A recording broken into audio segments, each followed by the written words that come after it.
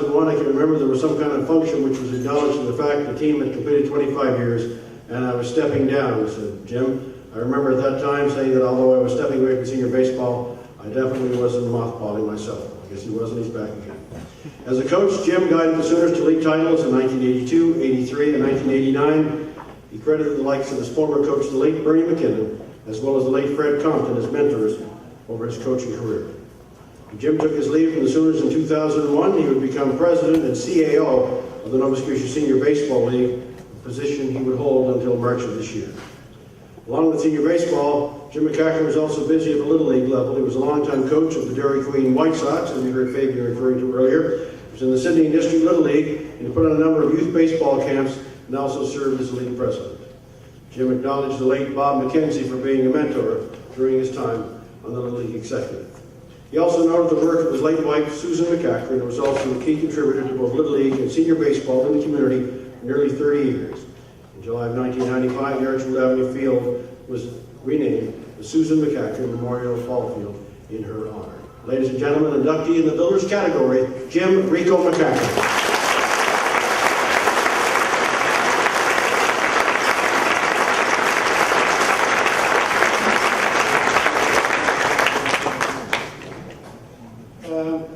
I'll be very brief. I know David suggested that we weren't going to move things along too quickly tonight because of the Detroit game, but if you'll notice, I have my Detroit tie on, and I'm kind of anxious to find out how we're doing tonight against Pittsburgh. So my comments will be brief. With your indulgence, I would like to take just a moment to offer some important thank yous to the Cape Breton Sports Heritage Awards Committee and their chairperson, Carol Miller. Thank you for the time and the work that goes into putting on an evening like this. Being a builder, I appreciate that what you see is the final function here, but really what goes on behind the scenes, obviously this is months and months of work, so I'm very appreciative to be a part of this tonight. Also, I would like to thank the selection committee for seeing fit to enter me into the hall, greatly appreciated. To the sponsors of my application, it was done very quietly. I think someone referenced that earlier. I had no idea it was being done.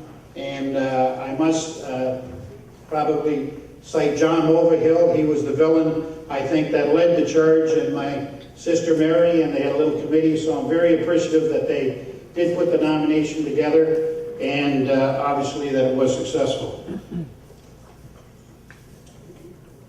Also, not to miss anyone, I would like to make a general thank you, and that would be to the many players, coaches, executive, recreation community support, and any others who have played such an important role of support over the 40-plus years that I've been involved in sport, and probably in particular in the sport of baseball.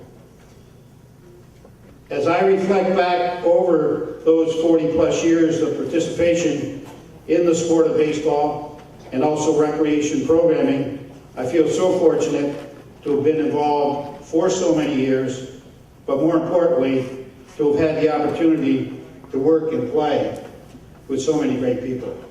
And a lot of those great people are here in the hall tonight.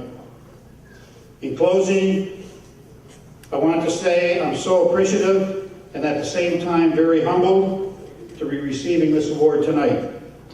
However, what is so very satisfying, and I think Lauren referenced it earlier, is that I'm being acknowledged for doing something that I've had such a love for and I've enjoyed so much over my entire career.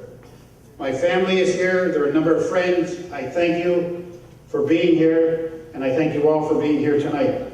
I'm so very grateful for the award, and again, I thank the organizing committee. Thank you.